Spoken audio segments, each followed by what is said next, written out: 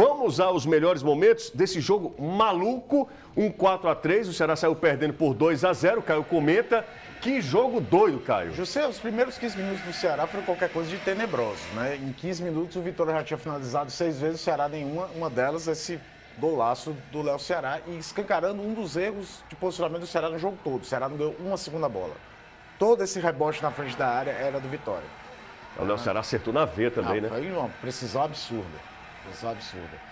E o Vitória crescendo, indo para cima, tudo, e veio o pênalti, né? Muita gente discute lá se o Praz poderia ter sido expulso. Talvez eu tenha avaliado a questão da direção da bola indo na linha de fundo e o zagueiro do lado, mas era um risco, né? O Carleto faz e o o Carleto quer limitar tecnicamente, mas é covardia a cobrança de pênalti dele, de falta, né? Fez 2-0, aí começa o árbitro a se atrapalhar, na minha opinião. Qualquer árbitro mais experiente dava no máximo um cartão amarelo para cada um, tira da confusão. Ele já sai expulsando e começou a distribuir cartão de todo quanto é lado. Outro lance polêmico, né? Essa bola entrou. O Thiago Carleto está com o pé na cima da linha e o pé que tira a bola está dentro. Então, errou. E logo na sequência tem um pênalti, se ele quisesse. O lance é de VAR, né? Não é fácil pro cara ver. Uhum. Mas na sequência tem pênalti no Lacerda. E aí, jogador, quando se liga que o árbitro está perdido, toma conta do jogo também, né?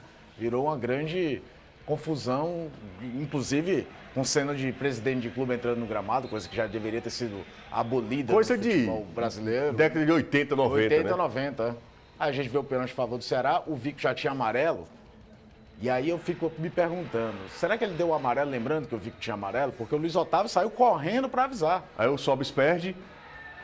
A segunda defesa do Ronaldo é absurda. Tem um ângulo do outro lado que é absurda. Aí o Ceará perde o pênalti, continua com o 2-0 para o Vitória, e aí o Fernando Neto faz o pênalti sobre o Eu não sei se você ficou a Sobis. sensação. O Sobis tentou continuar a jogada porque aquela coisa, o cara acabou de dar um, não sei se ele vai dar outro. Mas foi um pênalti infantil, mas foi.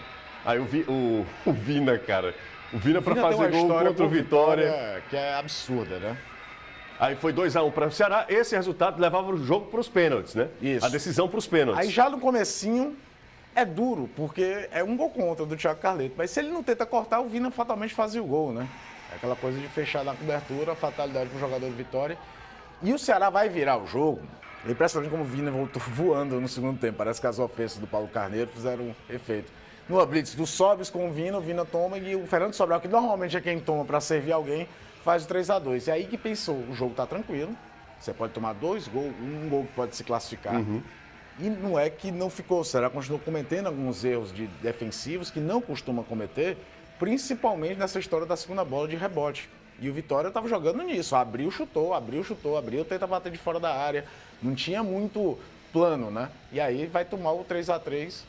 Um Caicedo, Chute né? do Bolcão, e aí o Caicedo faz o 3-3. Eu acho que o Fernando Praz falhou. Eu também acho. Acho que foi. O Fernando Praz não teve uma boa jornada ontem, não. Bola defensável, né? Ou ele poderia espalmar para o lado, Você vê que ele tá até dentro olhando, da área, mas né? vinha o Bruno Pacheco saindo da posição de impedimento. E aí o Vitória melhorou, Caio?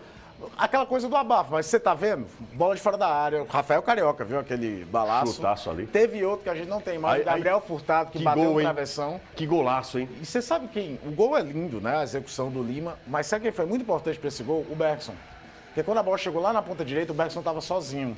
E aí nem tentou um drible desnecessário, tentou esperar ver quem chegava, teve a aproximação do Samuel e a jogada surgiu. É claro que aí já era um momento da partida que estava todo mundo com a língua para fora, né? Você passar um tempo inteiro, 8 contra 9 em jogadores de linha, é muito mais desgastante do que 10 contra 11. Claro. Né? É só um jogador a menos. Na verdade, são 3 pessoas a menos ocupando espaço no campo num jogo eliminatório, que os times se arriscam mais, no caso do Vitória. Sim. Por exemplo, o terceiro gol do Ceará é o tipo do gol que em jogo de 3 pontos talvez não acontecesse. O Vitória está indo todo para o abafo, jogando com 8 na linha, com 8 na linha, 2 linhas de 4.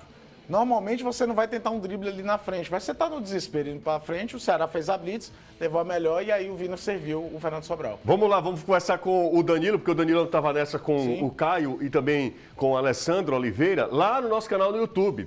Transmissão exclusiva lá no Sou Futebolês, se você não viu, vai lá, ficou sensacional no nosso cenário e tudo. Ô Danilão, o que é que você achou do jogo? O Caio já comentou também, mas queria ouvir a sua opinião sobre esse Ceará contra a equipe do Vitória. Quinta eliminação do Vozão para cima do time baiano, hein, Danilo? Tá virando freguês. Primeiro um jogo muito maluco, né, José? Boa tarde para você, para o Caio, para os meninos que também estão de casa. O jogo foi muito maluco e eu queria pontuar algumas questões. Por exemplo, em relação ao início do jogo, uma bobeira tremenda. Além dos 2 gols que o Ceará tomou, o Vitória teve outros lances chegando à área. É um time com algumas dificuldades técnicas, mas o time do Ceará parecia, sei lá, um time que entra numa partida amistosa, ou uma partida que perder de 10-0 ou de 1-0 ou vencer é a mesma coisa. Foram ali 15, 20 minutos e aí os 2 gols aconteceram. Depois a equipe do Ceará começou a entender o que precisava no jogo, fazer aquilo que era necessário em relação à transição ofensiva. Chegou ao gol do 2-1 e eu entendo que esse gol do Vina, né, você até comentou a facilidade dele de marcar gols contra o Vitória, foi muito importante, porque aí para o vestiário o Ceará já vai com aquela de, no mínimo, nesse resultado, iremos para as cobranças de pênaltis. O time voltou bem melhor no segundo tempo, conseguiu virar o jogo, tomou até o 3º gol, teve aquela bola no travessão do Rafael, mas dali em diante o Ceará teve muito mais próximo de marcar o 4º gol, como marcou com o Lima, e acabou conseguindo vencer a partida e classificar. A outra questão que eu queria pontuar é essa do intervalo, né? Situação terrível do Paulo Carneiro, invadir o campo. Na última semana, José, o Paulo Carneiro foi julgado pelo STJD e pegou uma partida de suspensão que ele já cumpriu.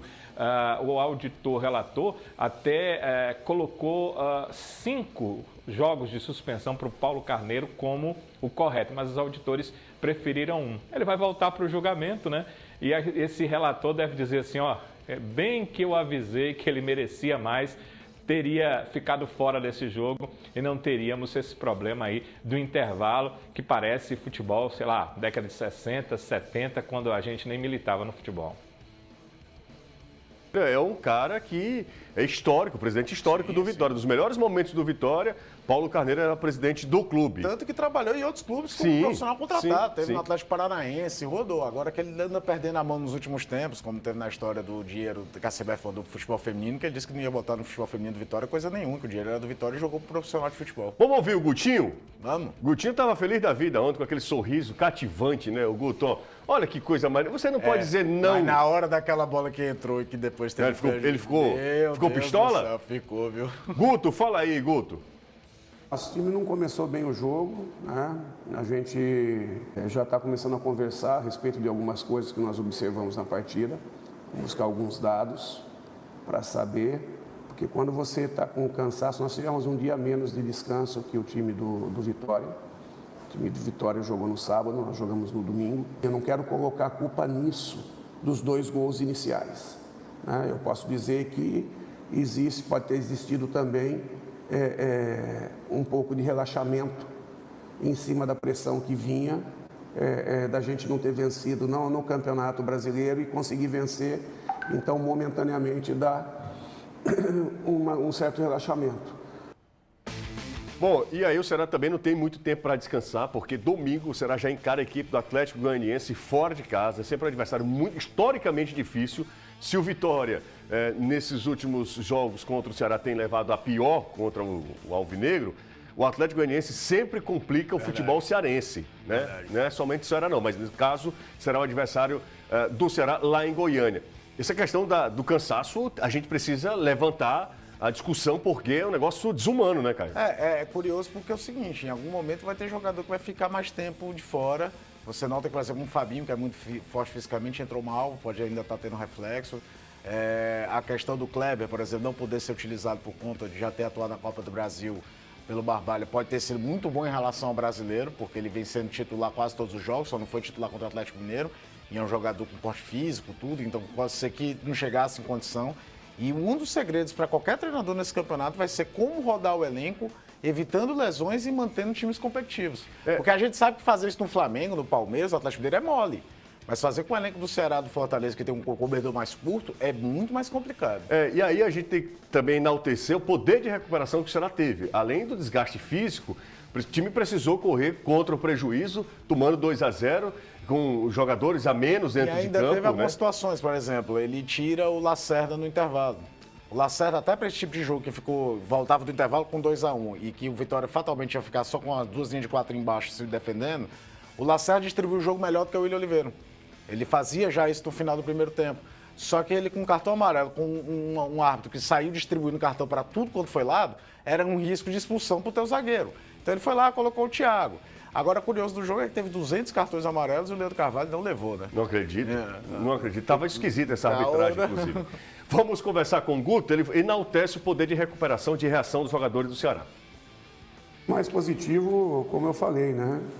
É o mental da equipe não ter saído, não ter desesperado, não ter se desequilibrado com 2-0 no placar. Foi buscar o poder de reação, foi para cima, né?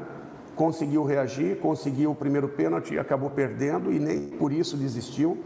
Não houve um abalo psicológico, né? Não houve um abalo de confiança da equipe. Conseguiu o segundo, aí sim diminuiu o placar. Viramos a partida no intervalo com um placar de 2-1 que levaria para pênalti e tivemos a competência já no segundo tempo de virar o placar para 3-2. Acabamos cedendo o empate e a equipe em momento algum se desesperou. Esse gol do Lima é qualquer coisa de espetacular, né? Bonito,